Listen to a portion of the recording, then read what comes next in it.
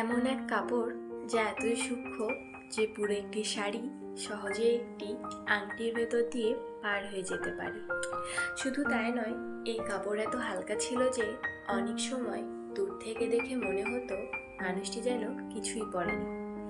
এটা কোনো কল্পকাহিনী নয়, এটা ছিল বাস্তব ইতিহাস।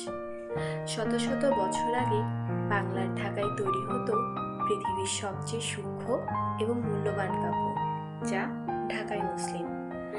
ইউরোপীয় বণিকরা এই কাপড় দেখে বিস্মিত হয়ে একে বলেছিল কোভেনিয়ার, অর্থাৎ বাতাস দিয়ে বোনা কাপড়। আজকের এই ভিডিওতে আমরা জানব কিভাবে তৈরি হতো অবিশ্বাস্য এই কাপড়, কেন এটি ছিল রাজা বাদশাদের প্রিয়, এবং কিভাবে ধীরে ধীরে হারিয়ে গেল বাংলার এই অনন্য ঐতিহ্য।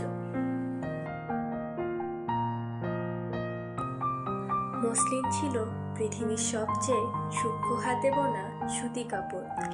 এই কাপড় তৈরি হতো বর্তমান বাংলাদেশের ঢাকা অঞ্চল, বিশেষ করে সোনারগাঁও, বিক্রমপুর এবং ধামরাই এলাকায়। মসলিন তৈরির মূল রহস্য ছিল এক বিশেষ ধরনের তুলা, যার নাম ছিল ফুটিকার্পাস। এই তুলা ছিল অত্যন্ত সূক্ষ্ম এবং কোমল। সবচেয়ে আশ্চর্যের বিষয় হলো এই তুলা পৃথিবীর অন্য কোথাও ঠিক এইভাবে জন্মাতো না। গঙ্গা ও ব্রহ্মপুত্র নদীর বদ্বীপ অঞ্চলের আর্দ্র আবহাওয়া, উর্বর মাটি এবং নদীর জল সব মিলিয়ে এই অঞ্চলে তৈরি হয়েছিল মসলিন তৈরির আদর্শ পরিবেশ। তাঁতিরা হাতে সুতা কাটতেন এবং তাতে বসে ধৈর্য ও দক্ষতার সঙ্গে কাপড় বুনতেন। একটি মসলিন শাড়ি তৈরি করতে কখনো কখনো কয়েক মাস, আবার 1 বছর পর্যন্ত সময়ও লাগত। মুঘল আমলে মসলিন ছিল রাজকীয় পোশাকের প্রতীক। বিশেষ করে নূরজাহান মসলিন পরতে ভীষণ পছন্দ করতেন। রাজপরিবারের নারীরা মসলিন দিয়ে তৈরি অত্যন্ত সূক্ষ্ম পোশাক পরতেন, যা সৌন্দর্য ও আভিজাত্যের প্রতীক ছিল। তখনকার মুঘল সাম্রাজ্যের দরবারে মসলিন ছিল অত্যন্ত মূল্যবান। ঢাকা তখন আন্তর্জাতিক বাণিজ্যের অন্যতম কেন্দ্র হয়ে ওঠে। আরব, পারস্য এবং ইউরোপের ব্যবসায়ীরা এই কাপড় কিনতে বাংলায় আসতেন।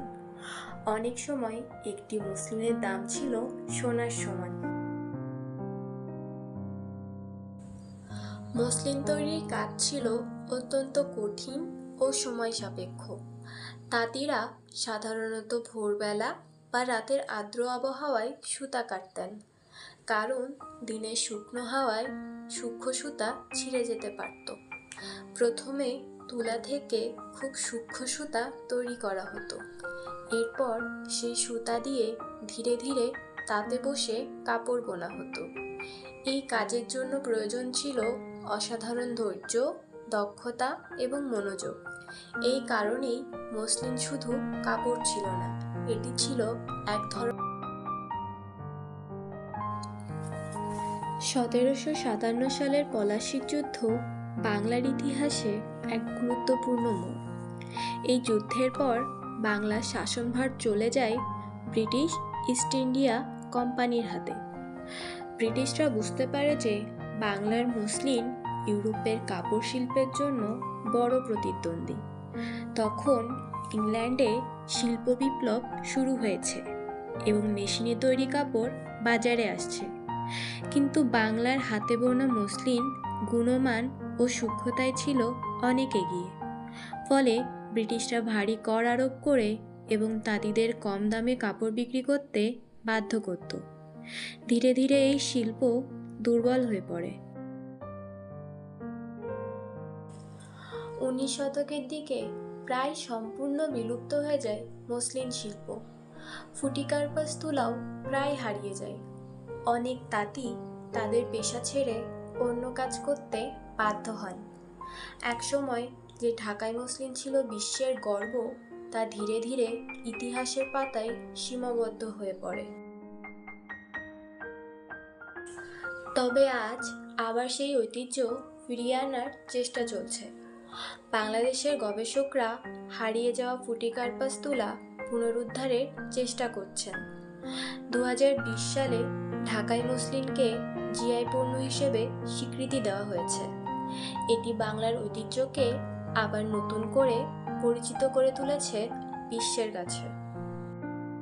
ঢাকাই মসলিন শুধু একটি কাপড় ছিল না, এটি ছিল বাংলার শিল্প, সৌন্দর্য এবং মানুষের অসাধারণ দক্ষতার প্রতীক।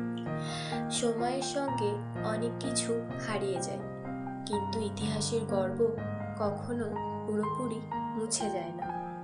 হয়তো একদিন আবার বাংলার তাঁতে বোনা হবে সেই বাতাসের মতো হালকা কাপড়।